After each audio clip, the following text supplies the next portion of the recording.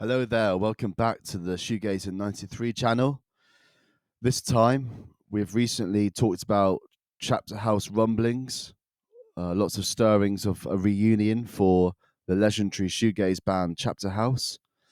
And now we are going to talk about another shoegaze band. Well, they were initially shoegaze, only for the first album, in my opinion. But another band beginning with C, and this is Catherine Wheel, or The Catherine Wheel, fronted by Bruce Dickinson's cousin, Rob Dickinson, who runs a successful car business called Singer, which modify Porsches basically. He's been doing that. He's been out of music and doing that instead. But yeah, these stirrings have been going on for so long that it's really hard to believe really that it will happen. It just seems like another tease, and it's just going to be like a vinyl reissue. I mean, that's the gist I get, because it's been meddled with, this idea of a reunion for Catherine Wheel, for such a long time, and it still hasn't come to fruition all these years later. I mean, there were stirrings in the past, like it looked like Brian Futter, the guitarist, and Dave Hawes, the bass player. They were all like coming together, like meeting in America somewhere. Because like if I go down in their history, um, so I think they've like re-released Chrome on vinyl, something like that, and then because people thought that was going to be a reunion, and then it just ended up being a vinyl reissue. If I go down, there's like loads of like rumblings happening about the band members meeting. Well, I can't find it, but yeah, I mean this is just a fan page, so you can't really take this as gospel either. Um, so yeah, I'm not sure how they get the evidence, how they actually, like, is it just do they actually have inside knowledge of what the band are up to, or is it just fanboy speculation? That's the thing that worries me. It's not a reliable source, to be honest.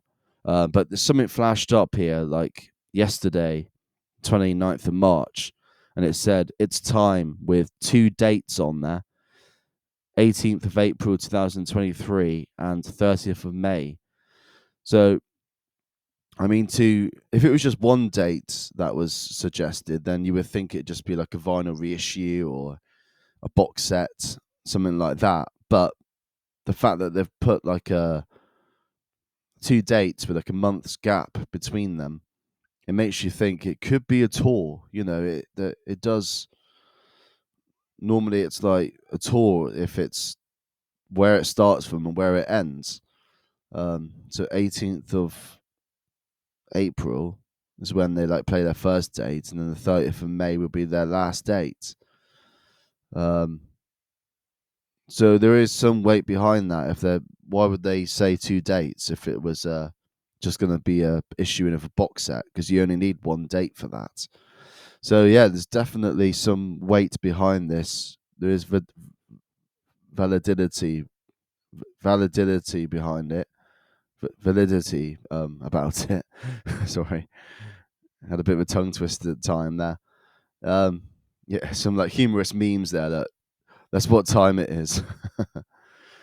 But yeah, they got an incredible fan base. Like, more people follow Catherine Wheel than they do with Chapterhouse. They seem to have a larger following in the US, probably because they went into more sort of hard rocking territory really by their second or third album.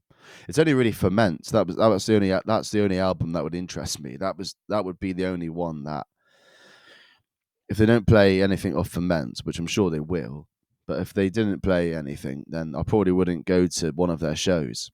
I mean, that's the only period I'm interested in, really. Like songs like Texture and Flower to Hide, Shallow, Black Metallic, obviously. That would be the big like encore, probably, if they did reform, because they just kind of jam that one out, they can keep that song going, just rocking out for like 8 minutes or something.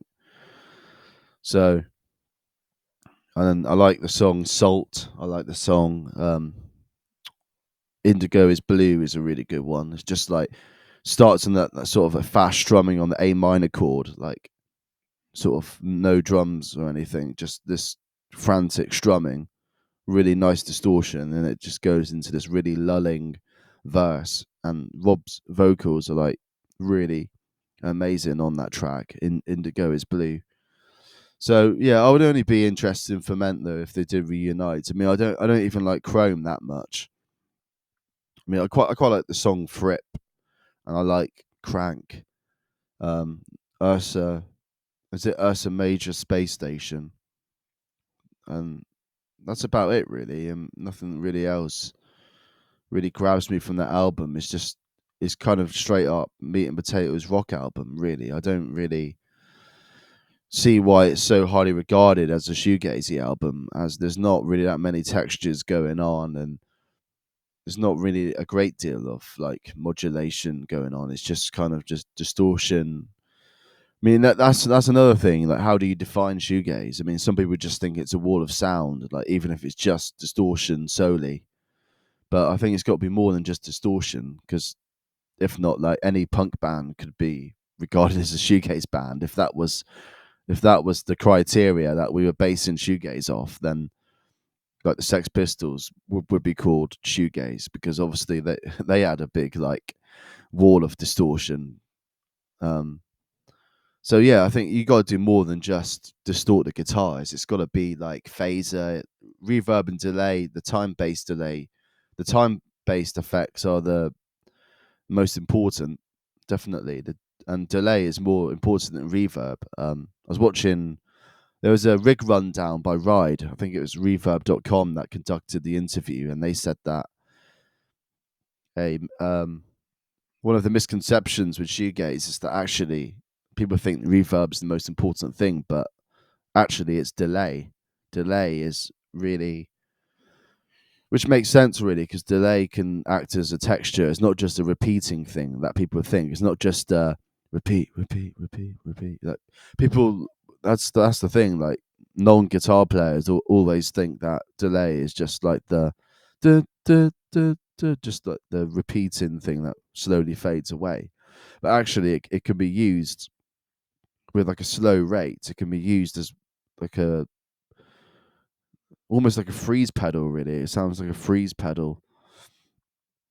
How it sustains the notes. It acts as a sustainer as well, just a little, and it creates more ambience than you think. So yeah, and I think modulation. You've got to have the psychedelic modulations in there, like phaser and flanger, chorus. Um, there's got to be that pitch shifting. So yeah, once again, so the Catherine wheels are turning again, but is there really any road that these wheels are actually turning on, or is it just all up in the air? Because these rumors and that, it's just this fan page that's been rattling on for like since 2019 or something. This whole kind of rumor has been around for, um, even before that, probably actually. So yeah, I mean, but it just seemed like there's a bit more weight to this kind of latest post. I'm not sure if that logo down there is official or not. So that's CW, the Catherine Wheel. Um, but yeah, so it's just something else to kind of get excited about. I just thought I would post about it, even if it's not too valid. But yeah, have a great guys. Sorry, have a great day, guys, and yeah, just keep on. Please subscribe to me for more awesome shoegaze dream pop content. I'm seeing Slow Crush next month, April the 15th, I think it is. Going to go up to Bristol to see them, so I'm going to get some gig footage. Look out for that. And there's also Ariel. They're bringing out a there's an audio tree session that they're going to upload around April the 11th, I think it was. So yeah, I think it's going to be quite a busy month, April. There's going to be lots of things happening and possible reunions actually being confirmed. So yeah, stay tuned, guys, and you know the score, man. I'm going to bring you the latest shoegaze news before anybody else. So keep it real. Subscribe to remember the Berlin shoegazer Kenneth Estrada and Pedal Partners. So yeah, let's keep the community growing. And yeah, peace out, guys. See you later. Take it easy.